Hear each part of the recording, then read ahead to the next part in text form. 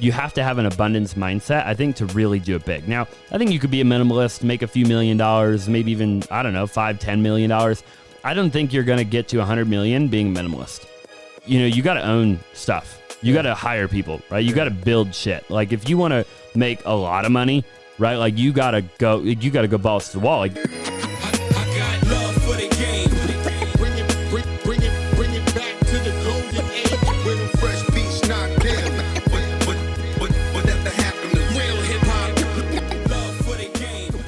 we are live, and we got my man Austin Zaback on the podcast. I just met Austin today, but we have a mutual friend. His name is Clark Kegley, who's already been on twice.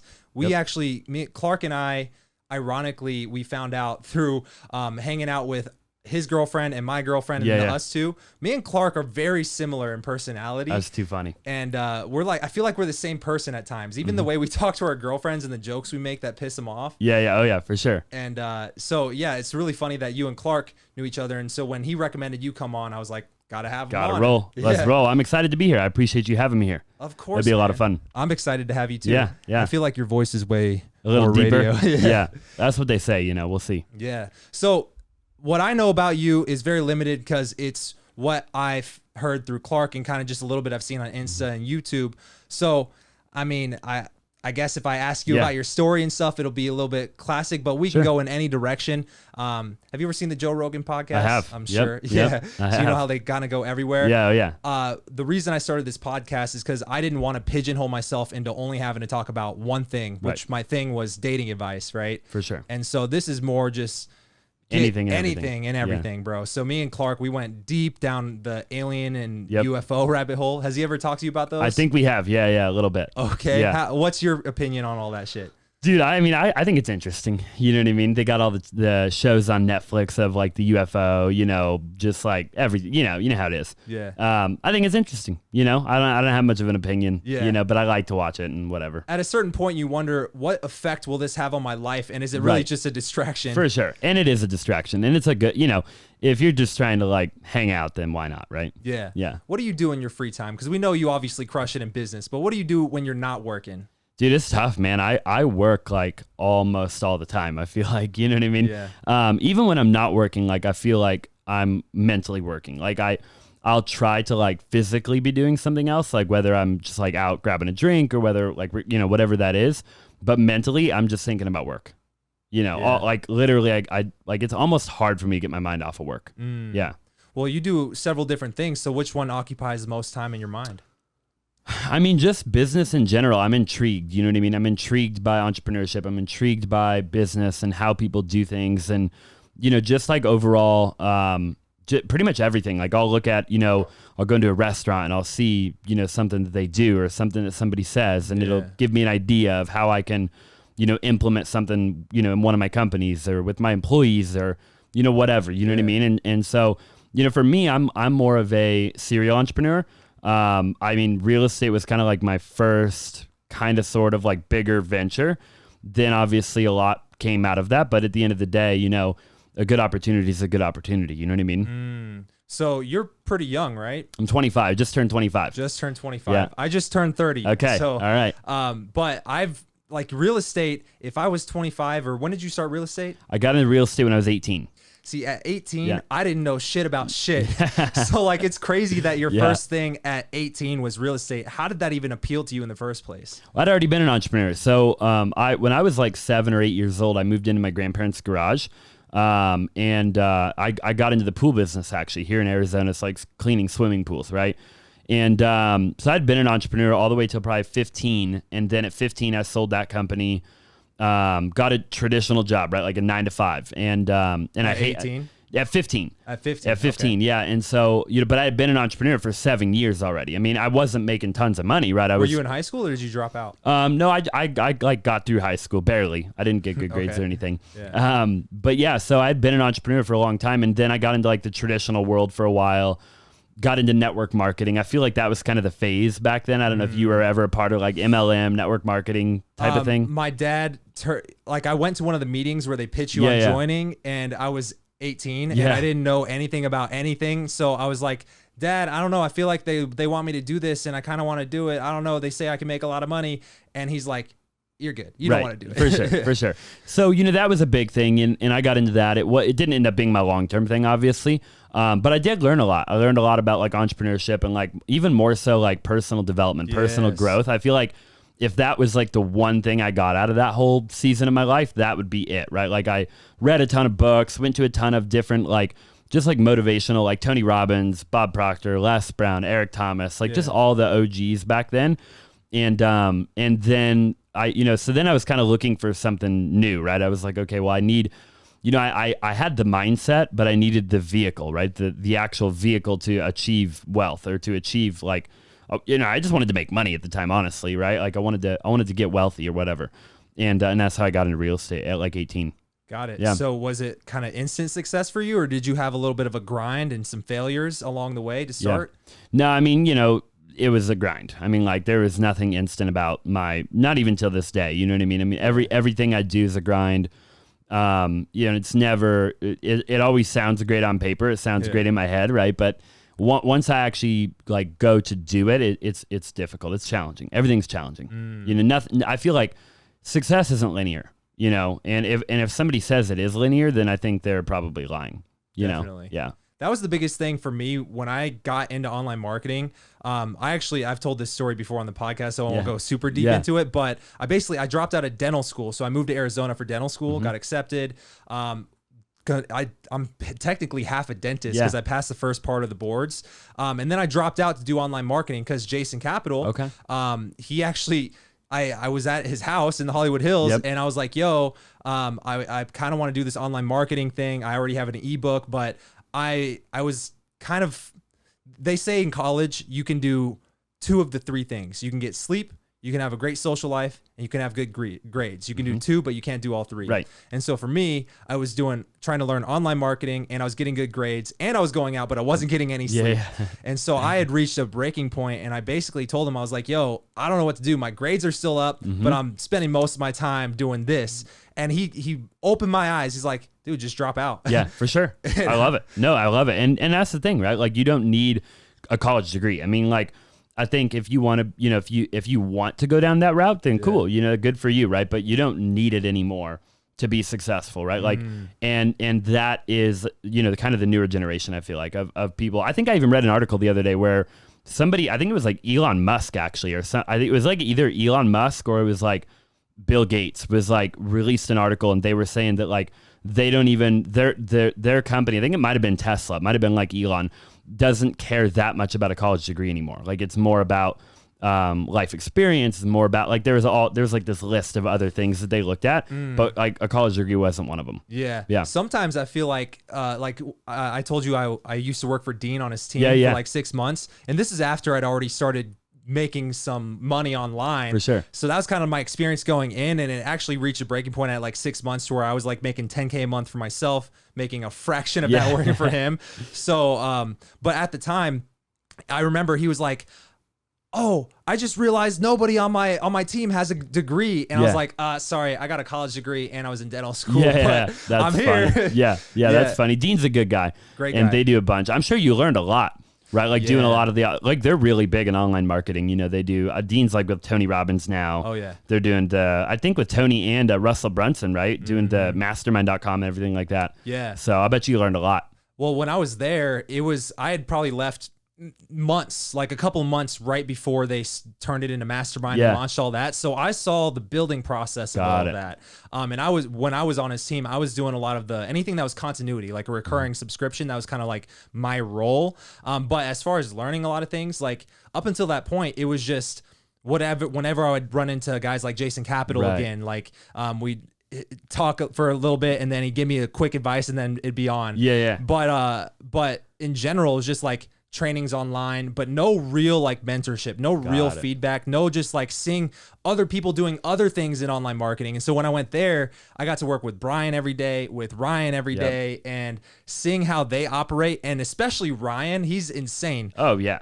Those guys are on another level. I mean, like there's so much to learn. It's unbelievable. I look at, that's who we mirror the bigger dudes, obviously. And, in any industry, right? Like just looking at the funnels and the webinars and how they do what they do and how they say what they say and position it, right? and you know, how they'll like do a launch and, you know, get all the people there. And it's pretty cool. It's pretty cool. Yeah. Who's one of the people that you look up to? Dude, I look up to a lot of people, man. Recently, actually, it's a good question. Recently, for so long, I looked up to, and don't get me wrong, like I still look up to, you know, like so many people on social media, right? But even more recently, I started looking up to like a lot more like billionaires and a lot more like companies and stuff like that. Because as much as I love looking up to like people that are making, you know, $1 million, $2 million, $5 million, $10 million, Yeah.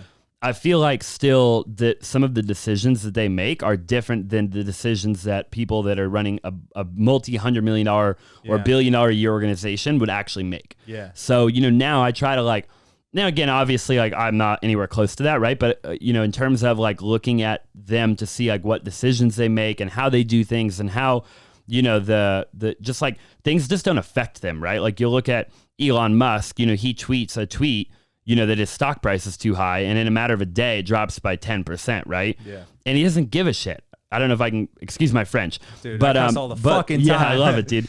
But you know, like, and you'll take a guy our age a lot of times, and they're afraid to do stuff like that. Yeah. You know, and so I'm just like, okay, well, who do I want to be like long term, right? Do I want to be like Elon, you know? And I'm not saying like, yeah, I'm not like relating myself to a guy like that, but I'm just saying, right? Like that would be, if I had a goal, that would be my goal, right? Yeah. Like dream big, think big, you know? Yeah. So I try to look up to like a lot of the big dudes, you know, the Joe Rogans, right? Like the Joe Rogan, when I look at my podcast and obviously even this podcast, right? It's like, I want to be sure, like, you know, I want to be, you know, have 100,000 subs and whatever. And there's a lot of people that have that, but ultimately I want to be Logan Paul. I want to be Joe Rogan, right? At the end of the day, like why aim small? Exactly. You know? Dude, I feel the same way. When I was younger, I was obsessed with the idea of going to the NBA one day. Yep. And I would talk to my friends who also had the same aspirations, and they would talk about like, oh yeah, one day I want to go second round in the NBA draft. I want to play college basketball. I'm like, motherfucker, I want to be Michael Jordan. 100%. Right? 100%. And you should dream big. You know, I think like we place our own limits on ourselves, like plain and simple, right? Like if you're not dreaming big, how are you ever going to achieve big, right? Like you can only achieve what you think you can achieve. So if you don't think you can achieve it, you're never going to achieve it, right? So, you know, there's definitely, I mean, look at Grant Cardone, right? 10X rule. That's all, you know, a lot of your listeners probably know of Grant Cardone, right? I feel like a lot of people do nowadays. His whole, you know, model, I mean, his whole branding kind of, everything is like 10X, which is just simply the thought of like, okay, whatever you think you can do, multiply it by 10, right? And then aim for that instead. Yeah. You know? I like that. Fuck, I forgot what I was going to say. I was totally going to add something. No, you're good. What I was going to say about Grant Cardone is, one of the things that really resonated with me from the 10X rule was talking about higher quality problems. Yep. And I realized that after dropping out of dental school, before I was making any money online as a dating coach, I got a job, like I told you, at a part-time at a restaurant, and they had this little quiz you had to take about the menu, and this other girl who got hired at the same time, she's like, "Are you nervous?" It's like, nervous about this stupid fucking quiz at this stupid fucking restaurant? Are you kidding me? I dropped out of dental school to start a fucking business. I'm not nervous about this stupid fucking quiz. Higher quality problems, you don't even, it doesn't phase you. No, it doesn't phase you. No, and like I feel like that's like, you know, like an entrepreneur, you are just that, right? You're a problem solver. Yeah. So, you know, I feel like a lot of people get so worked up and bent out of shape over small problems. It's like you're never going to be a great entrepreneur then, because you're actually, in order to become more successful, you have bigger and more problems. So if you can't solve the little problems, what makes you think you're gonna be able to solve the big ones? You know? So I think it's just a matter of understanding that right off the bat. And then just like actually, like you said, right? Like inviting bigger problems into your life. You know, like literally like almost like that should be like your like freaking prayer or whatever. Like, hey, like I need some bigger problems. You know what I mean? Yeah. So one thing I got from Grant Cardone as well that I still do to this day is every day I try to write down 10 of my top goals in my journal. Even if I just do it real quick. And one of them that I've had for years, and I wrote it down this morning. I was like, fuck, I don't know if I'll be able to do this anytime soon because of current events. For sure. But I want to have an event one day with 1,000 people there, and I want it to be sold out and overbooked. Higher quality problem. Yep. If I have 1,000 seats but 1,200 people want to come, right, high quality I love problem. It. Yeah, I love it. You know, and that's exactly how any listener should think. Everybody should think that if you want to be an entrepreneur, you want to be a business owner, you're full-time firefighter, right? I always tell people I'm part-time firefighter, part-time babysitter. You know what I mean? Without that's all the I risk do. of dying in a fire. That's it, right? That's all we do. And at the end of the day, you know, and Gary Vaynerchuk talks about it, right? Gary V's like, look, you can go be a COO, or a CEO or a CEO or a CFO and be out of the spotlight, potentially make more money, have less problems, right? Not have all the media coverage, all the bad publicity, all that BS, right? But you know, you have to want to be an entrepreneur, right? You have to want, being an entrepreneur doesn't necessarily always mean you're going to make more money. Being the business owner doesn't mean you're going to make more money. I've had multiple times in my life where I pay my employees more than I make, right? And sure, like from a gross revenue perspective, it looks like I'm making a lot of money, but that's not the reality of it, right? You're reinvesting into infrastructure, systems, processes, the whole nine, right? Right. And on top of all that, you're the one that get, if anything bad, like you're the last line of defense. And Gary Vee talks about that, right? So something goes wrong, it's all on you, right? Sure, your employee made a mistake, but it's not really their mistake. It's your mistake because you didn't tell that. You didn't give the employee the proper training to not make the mistake. Right. Right. Yeah, that's been a big thing that I've been learning a lot recently, because when I got into online marketing, I was sold the dream of like laptop lifestyle, sit in your bed, write an email, make $1 million, right? Yep. That was Jason Capital's whole messaging back then, right? And now that I actually have revenue coming in, I got to hire a video editor. So I have a guy editing just kind of part-time, just the podcast, not everything that I do. But eventually I'm going to hire a full-time video editor. Yeah. I got Chris, who's my full-time marketing assistant, if you will. And then I have a guy, Brian, who's running my ads. And so I totally relate to what you said. I'm like, yo, what am I taking home at the end of the day? For sure. Yeah. And that's the sacrifice you got to make, and people don't see that.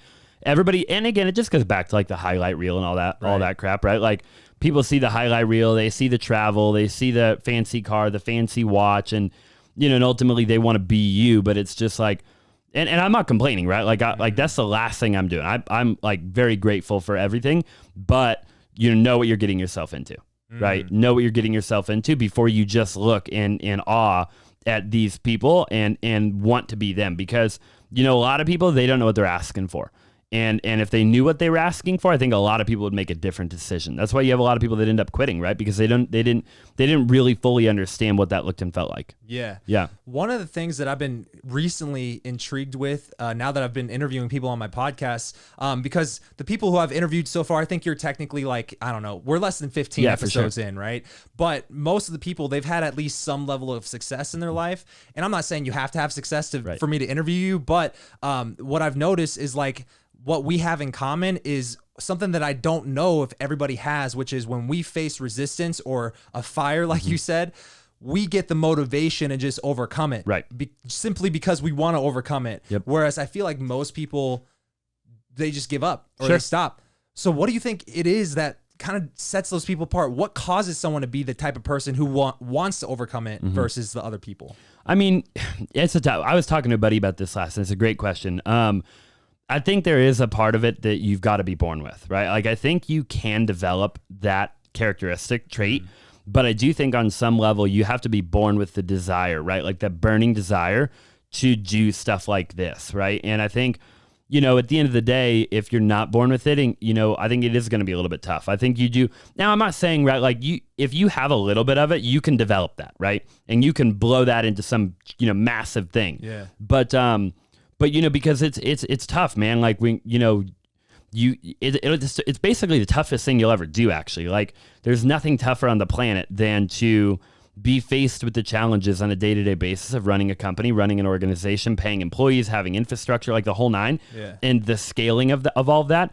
And then actually having to like pave the way, be the visionary, and in the beginning, you're the visionary, you're the implementer. You're, a lot of times as an entrepreneur, you're everything, right? You're the entire thing.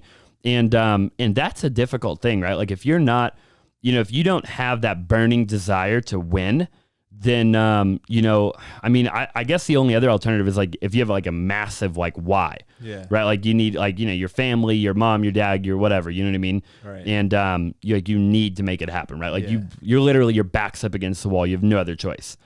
And I feel like a lot of times that's what, even guys like me, right? Like I'm nobody, right? Like in my opinion, I haven't achieved anything, but I consistently put my back up against the wall. Like I will go on purpose. Like I make sure I got kind of like Grant Cardone talks about, but like, I will go buy stuff. I'll get my account back low again. Like I'll go buy assets. I'll buy ATM machines. I'll buy real estate. I'll buy whatever. I'll get a bigger office. I'll invest in infrastructure. That way I look at my bank account again. It scares the shit out of me. So I work harder. Yeah. You know what I mean? Ironically, honestly. I feel the same way. And what's funny about you saying that is when my first day working with Dean, Dean was like, hey guys, you just want to drive to Sedona today? Yeah. And so we drove to Sedona, and it was me, Brian, Ryan, Jeremy, and Dean. Yep. Okay. And we're going up there, and Ryan asked an interesting question. He goes, hey Dean, what's your opinion on saving money? Mm-hmm. And Dean, I brought out my phone, so this audio is somewhere because I recorded what he said. He went on like a 15-minute rant. He goes, I will never tell this to people on stage because I think they would take it wrong. But he's like, if you want to make more money, spend your fucking money. Yeah, for sure. He's like, if you spend it, you're going to get more hungry. Yep. And he said the example he gave was when he was in his 20s and he was crushing it, he would spend money on a private jet to go party in Miami for the weekend. Yeah. And when he got to Miami and he was in the club, he realized, oh, I want the table because that's where all the high status people are. And so he's like, next time I'm going to go to Miami and get a table this time. Mm-hmm. And so he just constantly spent more money, and it made him hungrier to make more. For sure. And I feel like agree most with people, that's not mainstream, you know? No, mainstream is minimalism, right? Like being minimalist, and that's cool. Like I'm not a hater, right? Like I think minimalism's cool. At the same time, I do think there's something to be said about like when you're minimalist, you're training your subconscious, essentially that like you, like in a certain way, you're training your subconscious that like you're always like living out of like a lack and not of abundance, right? Mm-hmm. And so the problem with that is like, you have to have an abundance mindset, I think, to really do it big. Now, I think you could be a minimalist, make a few $1 million, maybe even, I don't know, $5-10 million. I don't think you're going to get to 100 million being a minimalist. You know, you got to own stuff. You got to hire people, right? You got to build shit. Like if you want to make a lot of money, right? Like you got to go balls to the wall. Like there's no being a minimalist involved in having a company with 150 employees. Yeah. Like there's nothing minimalist about that, right? Like you got to go all in, you know what I mean? So I agree with that 100%. You know, I think maybe be a minimalist in the beginning, right? Learn money, maybe like learn finances and learn like, okay, how to save money, how to invest, how to, you know, open a Roth IRA or a 401k or whatever, right? You know, how to invest in real estate, how to, you know what I mean? But at some point you got to switch gears and you got to go the other direction a little bit. Yeah. I mean, cause I don't like, I've made a lot of money mistakes, and if it wasn't for those mistakes, I wouldn't be where I'm at. What are some of those mistakes? I just overspent. I mean, all honesty, you know what I mean? Like there's been a lot of times in my life where I've made great money and blew all of it. You know what I mean? And I'm millions of dollars, you know, I'm not talking about like a small amount of money. Right. And I'm neutral on that statement, by the way. Like I'm not proud of it. I'm not proud of it. Right. Like I think that everything happens for a reason, and it taught me exactly, you know, what I know today, which is like what is allowing me to do it bigger and do it faster and better and stronger, you know, the whole nine. Yeah. So when you first got started in real estate, was it investing in real estate or selling real estate? I got started investing first when I was 18. I actually got started wholesaling. So wholesaling, are you familiar with wholesaling at all, like real estate? A little bit from what I've heard when I worked with Dean. So all it really is where you just like, you're getting the property under contract with the seller and as like the buyer. So you're like the buyer in that scenario. And then before you actually close on that property, before you actually buy the property, you flip the contract to another buyer. So you're just like the middleman. You're never actually buying the property, right? And then you're making like a finder's fee, which is like a wholesale fee. So I did that for probably 7 or 8 months. And then eventually I got into like flipping properties. And then I got my real estate license and started actually like representing like buyers and sellers. And now I do all of it. Yeah. So you have your own company. Is it under one of these like Keller Williams or something like that? Okay. Yeah. So like I not Keller Williams, it's a different brokerage called My Home Group. Really good friends with like the broker. So essentially to be a real estate agent, you have to hang your license with a broker. I could go be a broker. I have really no interest in it. The margins are really thin and there's a lot of liability for such thin of a margin. So instead I build a real estate team essentially, which is just where, you know, you have a team of agents underneath the brokerage. And then I'm an agent obviously also. And then I have, you know, the investment company where we do like the wholesaling still, and then we'll like fix and flip properties, and we're looking to like buy a bunch of rental properties right now also. Got it. So what's like the long-term thing that you're working towards now? Wealth, dude, like indestructible wealth, you know, indestructible companies, give back, you know, like there's so much involved, right? Like you know, you probably know, but like, you know, you gotta, I mean, I want to build teams of people. I love building teams.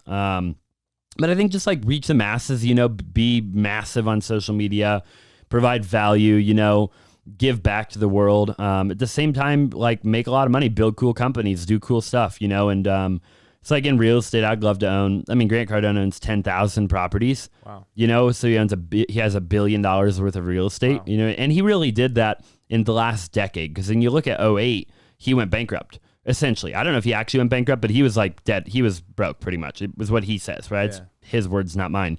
And so it basically in 10 years, he did everything that people see today, so I think I think somebody could probably do it in 7 years if they really, I think same thing in 7 years if they really put their head down and did it. Yeah. Because I mean, they have a model to follow. And so you can essentially time collapse. It's been done, right? Right. Yeah. It's like the guy that ran the 5-minute mile. You know what I mean? Now, as soon as that one guy did it, everybody else is like, oh, it can be done. Hell yeah. Yeah. So for you is like the social media, because obviously you got a pretty large Instagram. You said you're getting back into posting on Instagram. And then the YouTube, I'm sure you're also getting into the YouTube stuff. So with all that stuff, obviously that isn't directly correlated to the real estate, or maybe it is. So what's kind of the goal with that for you? I think with like social media and marketing in general, everything's marketing, right? So like when you look at any industry, it doesn't matter whether you're Shopify, Amazon, you're in, relationship, coaching, you're doing real estate, insurance, it doesn't matter, right? You're a marketer at the end of the day. And so I think if you can dominate marketing and you can figure that out, then ultimately whatever the vehicle is it will come easier, right? Because you've gotten the first concept down, which is the marketing part of it. You've got to get in front of people. And I think that it can't hurt to get everybody in the world to know who you are. So it doesn't matter what you do, and it doesn't necessarily even immediately have to directly provide an ROI. But I would tell anybody and everybody to like get into marketing, right? Figure out how to be a marketer, figure out how to build a personal brand, figure out how to get big on social media. Because if you can't figure that out, it is going to be difficult to build a company, right? Can you go build a brick and mortar company without being the face of it? Yeah. I mean, people do it all the time, right? You look at, a lot of like drop shippers, right? They're not the face of the product. The product is like its own thing. Yeah. But at the end of the day, you're still a marketer, and you being the face of a personal brand can't hurt you.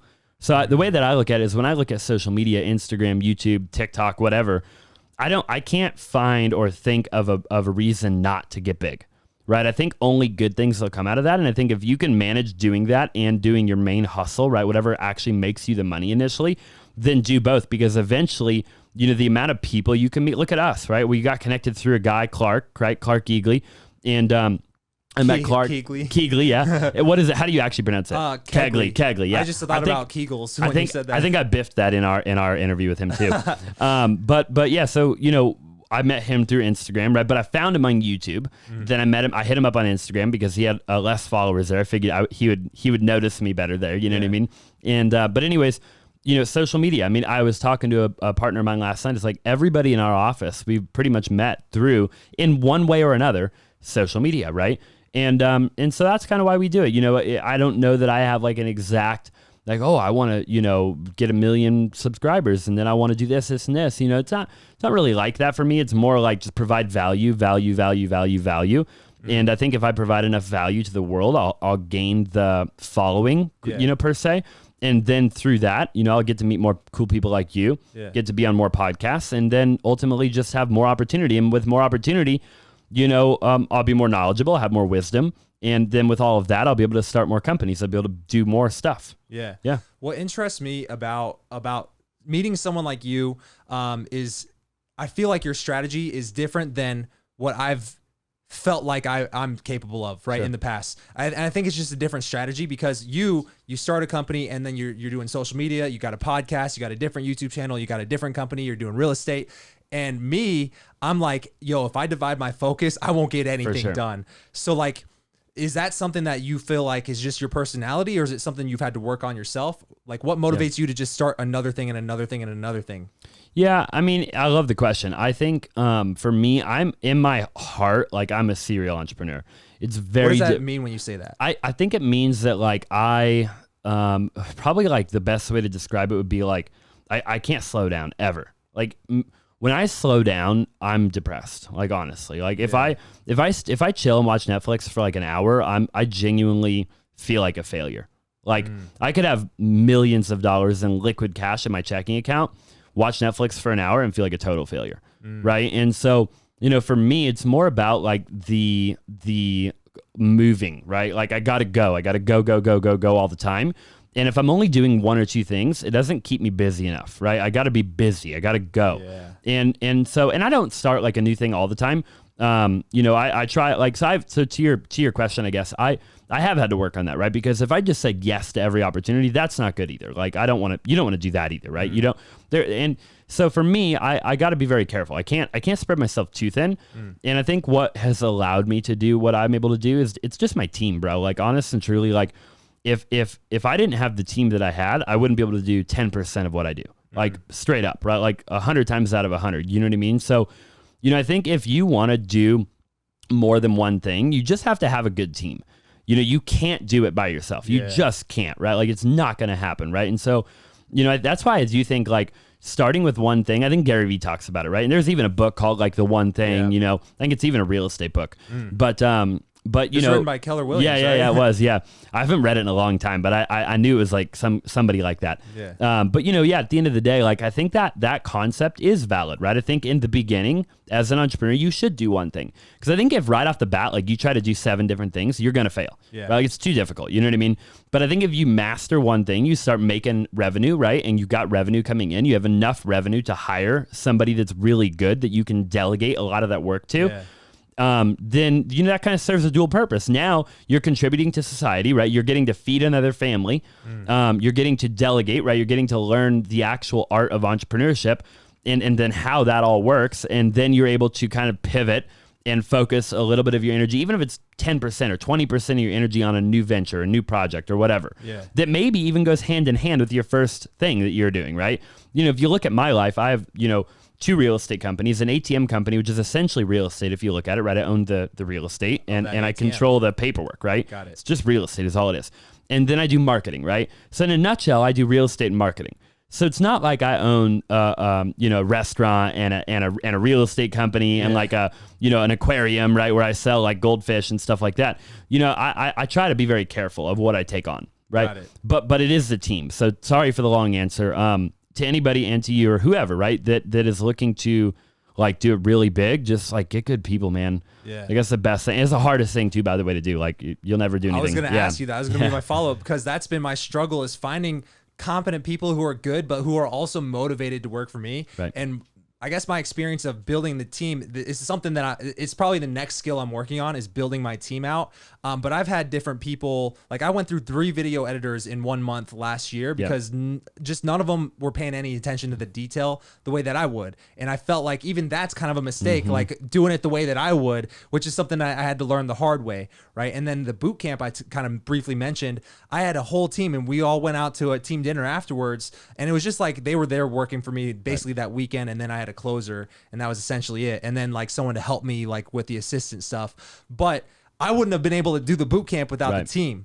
Right. But for me, it's like, how do you find the good quality people? Is it you just pay for them, or where do you look for them? And I almost wonder, like, did you get good at building teams because of your recruiting experience from MLM? Wow. Yeah. Really fire questions, by the way. I love the questions you're asking. I think, man, I mean, look, here's the thing. Like we talked about in the beginning, right? Success for me has not been linear.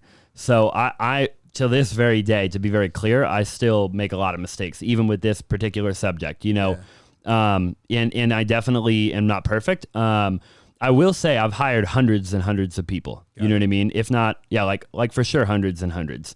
So, and a lot of mistakes have happened through that process, right? I think for me, like, paying them is definitely something I think you can do. You can outpay your competition. And what you can do there, by the way, you'll be really uncomfortable when you do this. So if you decide to do it this way, you can do it this way.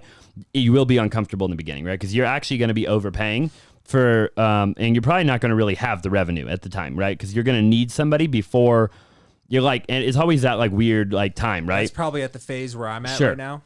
Yeah, and it's really difficult. You're like, you're trying to figure it out. You're like, well, I could just like outsource it to a VA, or I could like, you're trying to make this decision. But at the end of the day, it isn't easy. I will say, if you do pay a lot of money, you can get talent that'll bring a lot of value to you that you never even thought existed.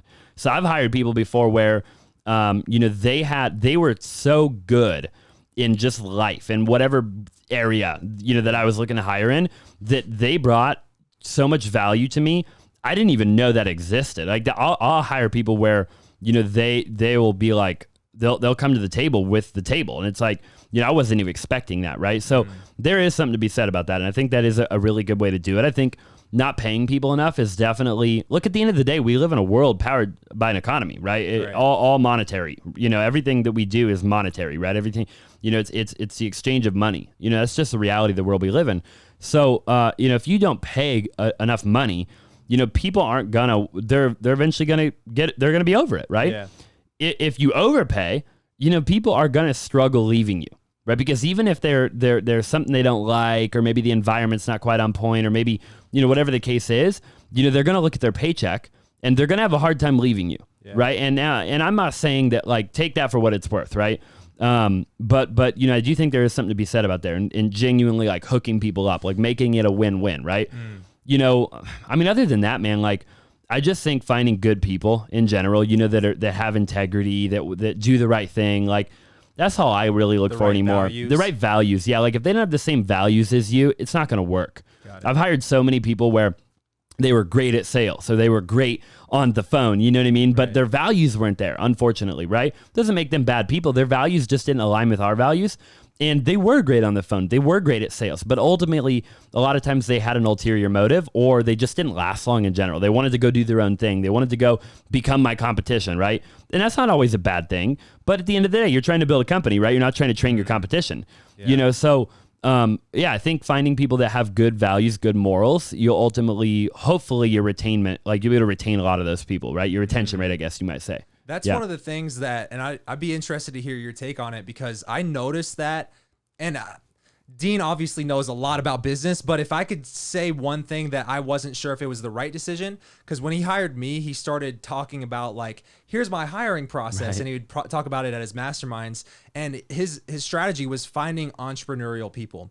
And long story short, the people who he hired entrepreneurial were me, Ryan, and Brian, and all of us are no longer working for him, and we're off crushing it on our own. But we went into the job knowing it was a stepping stone, right? And I almost wonder, is it bad to hire someone like that who is entrepreneurial? Because at the end of the day, I don't believe everybody should be an entrepreneur, and I don't think everybody's got the guts to do it, right? Yep. And so at the end of the day, do you even want to hire people who have that kind of aspiration? I personally don't think so. Right. So if you're watching this, Dean, I'm sorry. You know what I mean? I don't think so. I thought so for a long time. I thought, I'm going to hire people from my Instagram, right? I'm going to hire people that know who I am. And I've honestly found that a lot of the people that know who I am aren't good employees. Yeah. If they follow me, I don't want you to be my employee. As a matter of fact, if you follow Grant Cardone, I don't want you to be my employee. If you follow Gary Vee, I don't want you to be my employee. I really don't. I want, if I'm just looking for, like, an employee, right? That and that's not a bad thing, by the way. Like, I don't you can. I know employees that make a crap ton of money. Yeah. So, like, people need to understand that, like, being an employee is not a bad thing. You know what I mean? If anything, like, in a lot of scenarios, it's great, right? Yeah. But I don't think so, man. I think you got to hire people that want to be an employee. They're passionate about that, right? They like the steady income, right? And they see your vision, right? That's crucial. They have to see your vision, and they have to want to help you build your vision. And I would almost just be straight up with people about that, right? In the very beginning, like, what do you, and ask questions that lead to that answer, so that you're not hiring the wrong person. Yeah. Say, hey, where do you want to be in 5 years? Where do you want to be in 10 years? Look, if they tell you that they want to own their own company in 5 or 10 years, they're probably not a good employee, unfortunately, right? And so find people that, in my opinion, right, I've failed every single time I've tried to hire an entrepreneurial type of employee.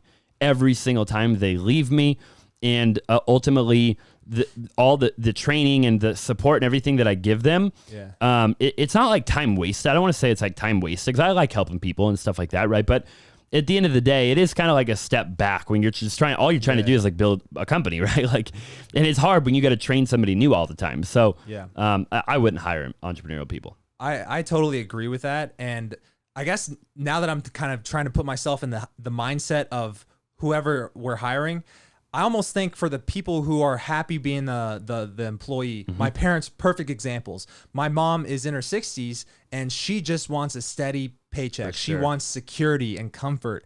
And me, when I was working for Dean, I think that's the key difference, is when I was there, I felt like I was hold myself back. I was wasting time, and the steady paycheck was just keeping me small. Yep. And it's like now I'm not even looking forward to showing up to work, you know. And so For sure. I totally agree with that. Yeah. Yeah, I couldn't agree more. Really, I mean, you got to find people that, that want the steady. My grandma's the same way. You know what I mean? You couldn't pay her to be an entrepreneur. What does she think about your lifestyle? She loves it. She Okay. loves it. I grew up with my grandparents, you know, so they're supportive. They love it, you know, but you know, she doesn't understand it. She doesn't, none of that, right? They're supportive, but they don't get it. You know what I mean? They, especially not her, you know? So I just think, yeah, find people that want to work, man, that want to come in at 8 or 9 in the morning and leave at 5 or 6, you know what I mean? And you know, they're cool with that. And they want to do that for the next 5, 10, 15, 20, 30, 40 years, right? And then, you know, allow them to grow.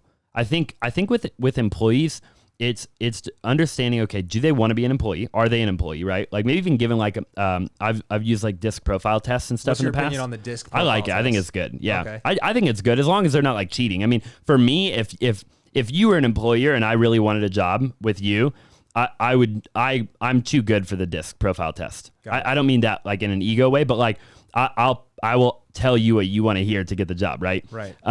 You know, but most people won't do that, right? Most people will just answer it honestly, you know, whatever. Yeah. So you know, do that, right? And see, you know, what they want out of life, and then kind of paint this picture for them of, look, you know, you can achieve you know, success building, you know, your or my or whoever's dream, right? You know, I'm going to start you at 20 grand a year, 30 grand a year, 40, 50 grand a year, whatever the number is.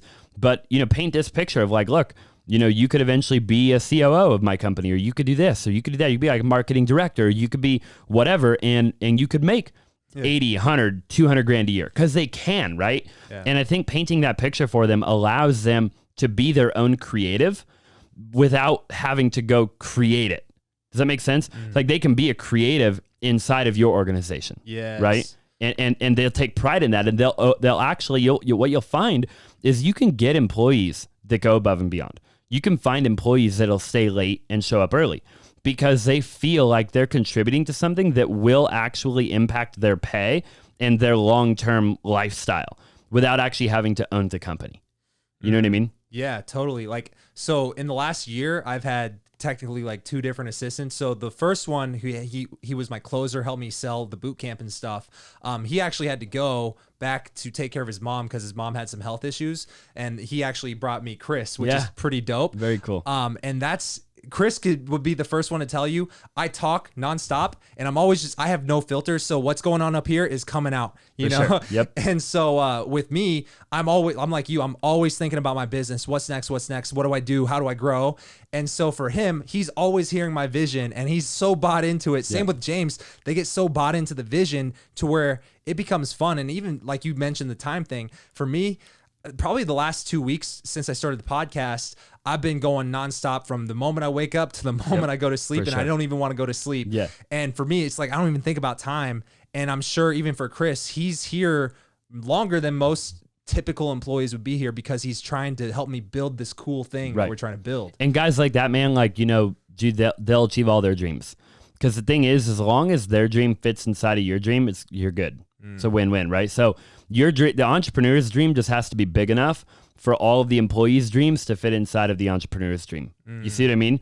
So, you know, your employees can all make eventually 100 grand, 200 grand, 300 grand, whatever the number is, because your goal is to do 10 million. You see what I mean? So it's just understanding that metric and painting that picture for people, right? And I sell the dream to my people every single day. Yeah. And I tell them every single day, you know, here's, you know, my dream. I'm not quitting. I'm not giving up. I'll never quit. I'll never give up. And therefore, as long as everybody works hard, the sky is the limit, right? And there will be doors that open up that we can't even see right now, that maybe roles that get created that they can fill that we don't even know are available. They haven't even, it hasn't even happened yet, right? You hearing this, Chris? But exactly. But I tell them that, and they're just like you, right? They're bought in, and that is a truly great thing because it is true. And there's nothing I love more than stroking the check to my people and to my employees. I'll stroke their check way before I'll go take my check to the bank. Yeah. Every single day. 100%. You know what I mean? I relate to that just because of one experience I had selling the boot camp last year. The moment I paid James, who was closing for me, $6K, all at once. And that was just like his second payment for that month.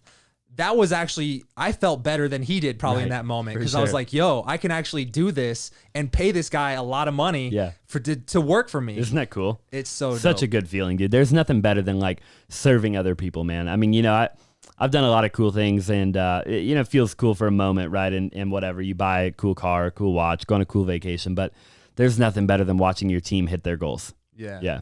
So what's the dream that you sell? What are you trying to build with your real estate company? Like, what's the dream? I mean, with my traditional real estate company, I want to be number one. You know what I mean? I want to be number one in Arizona. I want to do $500 million a year just in Arizona. Okay. $500 million a year worth of real estate. My wholesaling company, I want to do 100 deals a month. So I want to do over 1,000 deals a year. And then with like fix and flips and stuff, I want to do a fix and flip a week. I mean, I want to just like go all in. You know what I mean? Yeah. And so you have a team working on the fix and flips for you? My fix and flip team is more of like, and it's like more of an external team. They're just like the contractors and stuff. So they're a little bit different because they're just kind of like, that's like they're doing, they're working for multiple other people also. It's more of like the wholesaling and the traditional, I would say, like the real estate stuff. Yeah. Interesting. Like the agents, and then like, the acquisitions people and the lead managers and the dispositions people, stuff like that. Got it. Yeah. When you were young, did you play a lot of sports growing up? I didn't actually. I mean, I shouldn't say that. I played soccer. I played like not any like major stuff. I like fooled around a little bit when I was like younger. Yeah. Soccer, t-ball, baseball, stuff like that. But not in like high school. I actually got like a bunch of knee problems. So I had a couple of knee surgeries. So it was kind of hard for me to play sports when I got a little bit older. What caused the knee problems? Random. I don't really know. I fell off a ladder when I was probably like 13 or 14 years old. And then ever since then, I just kept dislocating my knee. And then I just had to get like surgeries and stuff. So I never really got into it, which is probably a good thing in all reality. I'm such like an entrepreneurial mind that playing sports probably for me would have just been distracting. In all honesty. Yeah. What do you think? What was the moment like? Because I'm curious, what caused, like, again, I'm fascinated with what causes someone to develop their personality in that way. And I know for me, I have like a chip on my shoulder just because my whole life I felt like I was the kid who was the fat kid, or the person that got picked last. And so I would always try to prove myself. Eventually now it's like not proving myself to others, but now it's like I am capable, therefore I should do it. Right. But it started with me trying to lose weight to be a basketball player, me trying to get into dental school, all these things. But what was that for you? Yeah, I mean, it was probably, I don't think about that actually too much. A great question.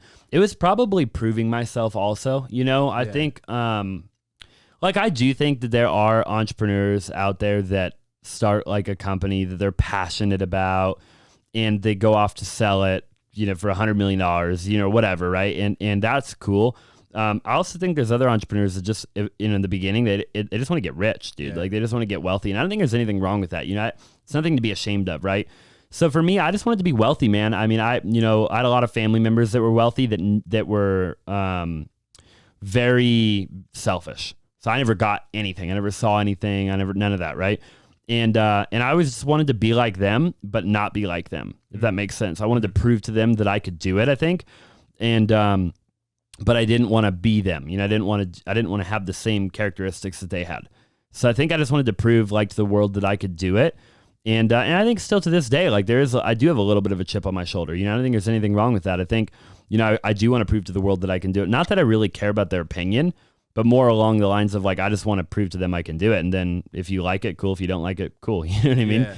But also to myself, I think now, you start getting a little bit older, and it's like, you want to challenge yourself. You want to do new things. You want to, just like conquer new stuff, right? Yeah. And I think there's a little bit of that there too. And then, you get to a point where you want to help people, and a lot kind of comes into play as you start kind of going through the motions. I mean, and I'm still learning, right? I mean, I've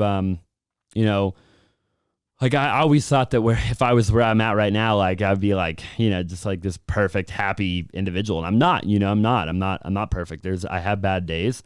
There's days where, I don't want to go to work. I don't want to do what I do, but I do it anyways, and I'm still working through different things just like anybody else. I think that's the main thing to remember is like, you're never going to get there. It's not a destination. It's just a journey. Yeah. You know what I mean? That's kind of what I was curious to hear your opinion on as well, is like, obviously you've made a lot of money in your first 25 years of life, more than most people will make in their entire lives. But have you reached a point to where you realize that however much money you have, millions and millions more, it doesn't necessarily correlate to more happiness? And what's kind of your thoughts on the happiness aspect of all that? Yeah, man. I mean, I think to a certain degree, like money can buy certain things that'll make you happy. But I think happiness in itself is not a, like, I feel like people look at happiness and they think of it more as like a continuous state of mind, right? Or state of being. And I don't think that's the case. I think happiness is temporary. And even the happiest people in the world, you'll be, it's like a moment of joy. It's a moment of, it's like a short duration of time, right? But even Tony Robbins, I mean, I guarantee you, right? If you talk to him, he'll tell you that, that he has bad days. And maybe it's not a bad day for him anymore. He's probably like really quick at like snapping out of it. But I guarantee you, dude, he'll go at like an hour, right? Where it's just like, it's rough. You know what I mean? Something bad happens, whatever. So I don't know, man. I think I don't think there's true like long-term happiness. I do think that you can have more moments of joy. Yeah. You can be happier more often. Yeah. You can be more optimistic. You can look at life like life is happening for you and not to you. And that will ultimately allow you to experience more moments of happiness, ultimately more than, moments of sadness or depression or anxiety or whatever. Yeah. And then to the point about the money thing, yeah, I mean, I've made a lot of money. I don't know. I don't feel like I've made a lot of money. But like, obviously, like, but your long-term goal, you're young, Yeah, you're always comparing, to something. But I think from here, the next like big milestone is probably like 10 million or more, like liquid like assets, like at one given time, not like 10 million total, but like at one time, like in cash. Yeah. Or like in assets, you know what I mean? That's kind of like my next goal. I don't think a lot will change at that goal either. Past that, maybe like 100 million, you could buy like a jet, you can buy like a couple of, like, you could have like a first, second, and third home, you know what I mean? That kind of thing. But yeah, I don't know. Like, I mean, we do deals all the time, man, where like I look at the deal and like I did a deal the other night. I was out grabbing a drink with my buddy and somebody sent us like multiple six figures. And I just like, it didn't faze me at all. I was like, and I don't say that, right? Like I say almost to impress upon people, right? That like, wherever you're at in life, understand that like the whole thing is a journey. Yeah. Because for so long, man, I thought that when I was where I'm at right now, I would be like happy. Right. Or like, like again, like this like magical fairy tale land, you get right? Sold the dream. Yeah. And it's just not true, man. Like it doesn't actually change anything. Like it really, I mean, sure, like you get a cool watch and drive a cool car or whatever, but like even that stuff, man, like it's just temporary. Yeah. It comes and it goes. Right. And so I don't know. I hope that answered your question. The reason I wanted to hear your take on that is because, one thing that really stood out to me is like you're talking about, I just want to be wealthy. I want to be wealthy. And I was telling Clark about this. I had a dream that I was convinced was real because it was so vivid to me. It was, I don't know, it was like a year ago or so, that I had won $1 billion.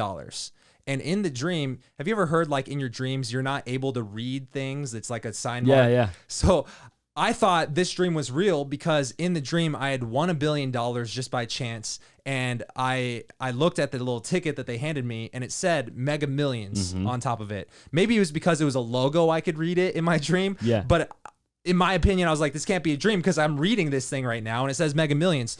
So I woke up that morning and in my dream, here's how crazy it was. I had already lived out months, if not years, of being a billionaire. Wow. Right. And so I had gone through the emotions of having won it in my dream. And I woke up, instant depression and sadness, like, oh, fuck, this isn't real. Like, it was kind of like I heard when the movie Avatar came out, people committed suicide because they realized their life would never be like the Avatar world.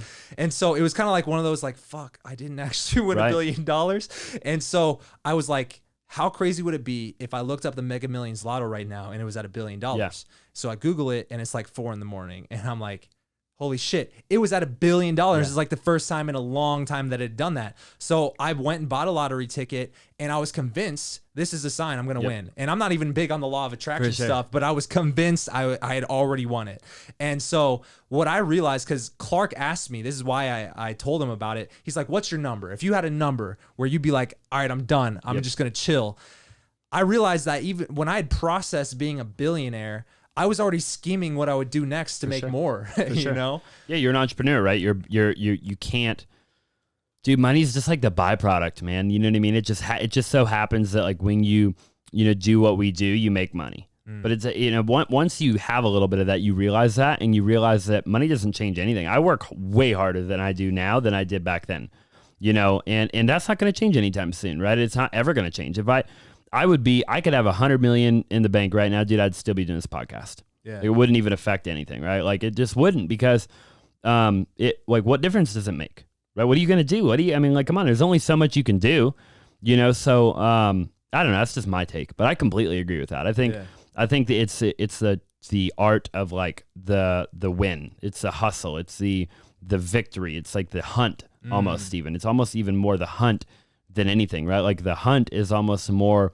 fun than the kill. Yeah. The kill is cool. It's like, oh, okay, but that lasts, it's like so temporary, right? Right. The hunt is like this long process. Got it. That ends up being enjoyable, I think the better question to rephrase what Clark said would be like, what is the fulfillment moment for you? Right. For me, like, I don't think it's related to money because, like you said, money's a man-made thing. And the economy itself is man-made to have money and control people and keep them as employees and keep the things moving and keep our systems going, right? But it's all man-made creations. It was thought up in someone's head. And so when I think about that, now I'm thinking, okay, let's not think about what's the number. Let's think about what's the lifestyle that I want to live. Yeah. I mean, I think the lifestyle is being able to do whatever you want, whenever you want, with whoever you want, without even having to think about it, right? Right. I don't want to look at, I think there's actually a study, we could probably Google it, but I think there's an article where like, and don't quote me on this, I think like 80% or 90% of Americans, when they go out to eat, they don't look at the food first, they look at the price. Right? I used to relate to that for sure. Let that sink in, right? Yeah. When you go out to eat, are you looking at the food or are you looking at the price next to the food? Right? So I don't want to live a life where my family and my kids and my wife are trained to look at the price. Got it. Right? I want them to make me a menu that doesn't have the price on it, because I want to order what I want to order without looking at anything, right? That's the lifestyle I want to live. If I want to go somewhere, if I see a cool picture of a cool place, a cool, island or some exotic place, I just want to go, right? I don't want to think about it. I don't want to think about like, oh man, can I afford that? Can I not afford that? Maybe I should stay in the smaller one. Maybe we should, we'll go like on the weekend, because then if we go on the weekend, we got an excuse to kind of be gone for a couple of the days, and we can squeeze like the Friday and the Monday, right? No, like if I want to go on Tuesday morning, I'm going to go on Tuesday morning, right? Like, let's rock and roll. When Dean was like, let's go to Sedona today. That's exactly right. And so, I think that to me is the ultimate lifestyle, being able to do what I want, whenever I want, with whoever I want, being able to help the people and the causes, the charities, the whatever that I see, like I feel the kind of the urge to help them, without having to think about it, right? So it's like, if my church needs money, I want to be able to write them sign a blank check and let them fill out the amount, right? Got it. And so that's kind of like my vision, is just like, money's really not even a thought of my imagination. Got it. It's more, I do what I love to do, right? I get to build companies, I get to solve problems, I get to be a serial entrepreneur. And as a result of that, I really get to truly have that freedom that everybody talks about, right? And that doesn't mean that I'm going to go, chill on a beach for a year. Right. It just means that if I wanted to, I could. Got it. It's more of the thought of it, right? It's more of that, the weight lifted off my shoulders, knowing that I could do it.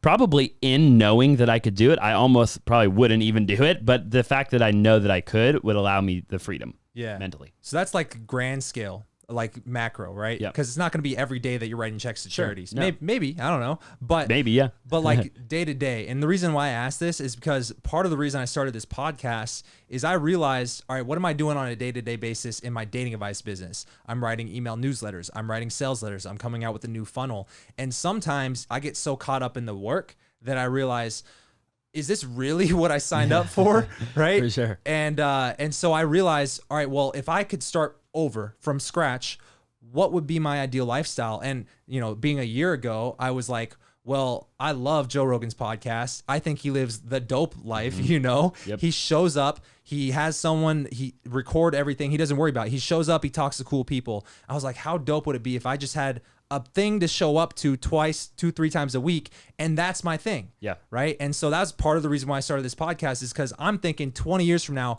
on the day-to-day, week-to-week, what am I doing that makes me most fulfilled? Right. And so what is that for you? You know, I think it's probably, I love inspiring people. It's probably like my biggest passion. You know, whether that be a podcast or speaking on a stage. You mentioned like having a stage of people where you have like 1,000 people, but there's 1,200 or 1,000 people can fit, 1,200 show up, right? You know, and the rush, the adrenaline rush of, you know, holding the microphone or being mic'd up or being in a podcast set or being, you know, on national television. But more than just that, like the knowing that, hey, I'm changing people's lives through my voice. Like I get to share my testimony, and that will ultimately change people's lives. I'm so passionate about that. You know, if I could do that every day, even if it's just like, doesn't matter how it looks. Like if I show up to my office and I get to do like a team meeting, right? And I get to throw down, you know what I mean? And inspire my team to, you know, whatever, right? Or if that's, you know, a big, massive stadium sold out, you know, like Grant Cardone sold out the frickin' whatever stadium, you know, that I think for me, or like even like Tony Robbins, how he does like the Date with Destiny and, you know, all those different events. I think that's so cool. Like in my opinion, you know, I think being known for that is like the coolest thing in the world to me. And I aspire to do that right now. All the companies and everything will be that'll be an automatic thing. Right. But it's like, you know, that's cool. But the inspiring of people is the coolest in my opinion. Got it. So that's what I would do every day. For sure. Yeah. Fuck, I had a follow-up question, but I forgot. Do you have any questions for me, bro? Dude, man, I mean, I just like what is your next, you know, you're doing the dating advice, right? And I've seen like Jason Capital. I don't know all the players in that industry actually, but I know Jason Capital. He did that in like, I mean, back in the day, right? He pivoted probably like 3 years ago at this point. Recently, he tried to sell me an old sales letter of his for $150,000. I basically wrote him back and told him he's absolutely insane. Not. Yeah, for sure. And he's trying to make money. Oh yeah, I think he was trying to capitalize on the fact that he helped me like get started, and I was like, bro, you ain't that cool. Yeah, for sure. Fuck, how do we get into this? I was just asking you. I was about to ask you. I was going to say, like, what next for you in terms of like, you know, you're doing that. Obviously, you're passionate about that, right? You have 27,000 subscribers. You started the podcast. You know, where are you taking this? I mean, where do you want this podcast to be? Where do you want, you know, your online stuff to be? You know, where's that going to lead? Right. For a while, so the dating advice thing, I got to a point where I was making is not quite at 7 figures, but it's multiple 6, right? And my whole goal starting out, at first it was like, I'm going to get to 1K a day, and then I'm going to scale it up. And then I didn't even start getting any money in that business until I shifted my focus, and I was like, all right, what if I just started providing results for people up front, you know? And so my book, the main funnel that we run ads to right now, it's a free plus shipping book, but I put basically everything I know about attracting women into that book, right? And so a lot of people just get the book and never do business with me again, but a lot of them also message me, leave me a lot of testimonials because it's so valuable, right? And so when I realized it's about providing results, not about getting money, that's where I started actually making money, which is ironic. And so for me in that business, obviously I'm in a relationship, and I felt like, do I want to be the 55-year-old guy talking about getting girls' phone numbers that you approach off the sidewalk? And I don't know the answer to this day. And so a lot of it, you know, the podcast is kind of what I came to, because I went through a solid year where I was unsure if this was the long-term thing. And it kind of came to a climax at my boot camp where I felt so fulfilled at the boot camp. I probably hadn't felt such gratitude and just joy in a moment, more so than when that boot camp was finished and I was taking the team out to dinner. That was such a special moment. And for me, I realized it wasn't the fact that I don't want to be a dating coach. I love dating advice. I'm good at it. I'm good at coaching it. And I obviously know how to get results for people. But I think long-term, it's what would make me more fulfilled on the day-to-day. What is my lifestyle? When I wake up, what do I do? What are my plans that day? What am I stressed out about that day? And for me, it was, I want to have a show where I can talk about whatever I want with whoever I want and do it however I want, you know, and have the freedom to do that. And for me, it's an entrepreneurial thing. It's a business venture, but it's also something that makes me fulfilled. So I think this right here is the long-term play. I love it. And it's such a scalable thing too, right? Like when I look at this, I always tell people like on YouTube and like with podcasting and stuff, it's like, it's the only user-generated content, you know, long form user generated content like on the planet, right? Like YouTube and podcasting. Those are like the two. I love Instagram. I love all that 100%. But like you look at YouTube and podcasting is like, you know, you don't need a big production company, big media team. You can eventually, but you don't need that, right? You get to like exactly what you say. You get to say what you want with who you want for however long you want. And you get to produce that, right? Like the whole thing, from the lighting to the set to the roadcaster to the mics, right? Like you get to figure out what I want my set to look like. Who do I want to bring on? You know what? And I love that, right? Because you create your own future.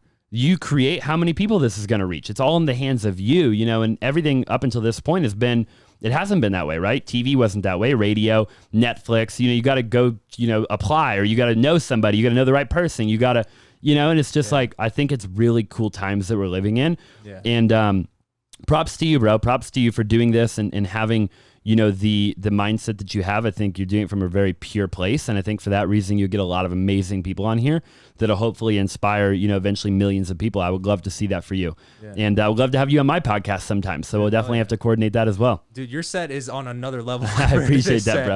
I appreciate just for what that. I've seen. Yeah. It's interesting. I think I was talking to Caleb Maddox about this, and Caleb, he's the other person who I've talked to recently that I can remember who has a similar mindset to you, to where I think Caleb is Caleb because he just simply thinks bigger than most people. And that was like instantly what I realized when you were talking about that. I was like, oh, him and Caleb, they think big. I love that. You know? We interviewed Caleb as well. I don't know if you knew that, but no, it was so cool interviewing him, man. He was like, he really does remind me of me when I was his age. You know, and I thought that was so cool. He'll do it bigger than me for sure. You know what I mean? By the time he's 25, he'll be like rocking and rolling. So that'll be really cool to see. Yeah, it's interesting. And yeah, man, I always think about that quote. It's like the best time to plant a tree was help me finish this quote. I think the best time to plant a tree was today. The best time to plant a tree was 10 years ago. Got it. The second best time is today. Got it. Yeah. And so I always think back on like the age thing, and I was like, yo, if I got started when I was Caleb's age. But at the same time, I'm like, yo, I wouldn't even be the same person. I've gone through that moral like questioning of myself of like, if I could go back in time, go back to high school, with all the knowledge I have now about picking up chicks, I'd be way more successful with women, about confidence, getting out of your own head and just like putting in the work. Like I'd probably be a way better basketball player. Sure. But then I'm like, my life would probably look 100% different. Yeah, bro. I probably would have had the same chips on the shoulder that drove me to even reach this level of success or fulfillment. Yeah. Right? So it's crazy. You can't ever go back, man. And I think we all struggle. I think that's actually a really good, like almost like wrapping it up type of vibe is like, just, you know, I think people get so hard on themselves about like that, right? Like even me, dude, I'm 25, you know, but like in my brain, I see Caleb Maddox is a great example, right? I see dudes that are freaking 18 murdering the game, right? And I'm like, shit, man, I was doing it at 18, but not like that, right? Like and I think you got to be really careful with that, you know, and I like where your mindset's at there. Cause I agree 100%. I think like if you compare too much to that, then it's like, you forget the fact that it's your journey, right? It's not Caleb Maddox's journey. It's not Grant Cardone's journey. It's not Ty Lopez's journey, right? It's your journey and it's my journey and it's whoever's watching or listening's journey. And understand that everybody's on their own journey for a reason. And that you have to go through certain things in life that'll teach you certain things that'll prepare you for the future that you prayed for, that you hoped for. And if you don't, then you're not going to be ready for it, right? Because your testimony, the test that you go through is what creates the testimony. And a lot of people want the testimony without going through the test, and you can't do that, right? It doesn't work like that. And I think just being grateful for the things that happen in your life, and then like you said, dude, the best time was 10 years ago. Second best time is today. If you got a goal, you got a dream, you have an aspiration, today's the day. Right? Stop waiting. Tomorrow's going to be, there's another saying. I think it goes like, it goes, today is the tomorrow you talked about yesterday. Yeah. You see what I'm saying? Yeah. Like it's, you almost have to think about it for a minute, right? Yeah. Like today's the tomorrow you talk. Yeah. I think that's how it goes. But the concept of that is like, look, you know how you always say like tomorrow. Yeah. But it's like, I mean, think about it. Tomorrow is going to be the today that you talked about yesterday being right now. Bro, when I dropped out of dental school, I would see my old classmates in Old Town. Yeah. And now I'm a dating coach, and that's like comes with a whole stigma in itself when nobody knew like what the fuck. Yeah, for sure. Know? Yeah. And so I would see these people, and like a lot of people didn't support my decision, didn't understand it. And then I'd have some guys that I was cool with in my class that'd be like, yo, that inspired me. Like, I want to get my dental practice. And then when I'm like 50, I want to start my music thing. I'm like, why not start today? For sure. And I just don't think people have the guts to like take that risk. You just got to be willing to fail. Yeah. Right? People aren't willing to fail, I feel like. You know, it's like people want it all figured out. They want the perfect everything, the perfect lighting, the perfect room, the perfect set, the perfect, you know, and it's like the perfect pitch, Bro, the perfect. If I wanted the perfect room, I would have never started this. The perfect funnel, the perfect, you know, video, the perfect ad, the perfect, you know, and it's like this is not how life works, man. Like you gotta understand that you have to get started and then fail forward. And that's how you become successful. Straight up. That's a good note to end it. I love it, man. I love it. Coming on, I really man. appreciate you having me on here. And dude, let's do it on my podcast soon. Hell yeah. I love it, brother. Name the date and time and I'll show up. 100%. I appreciate you having me, brother. Hell yeah. Yeah. Thank you. Cool. Peace out, guys.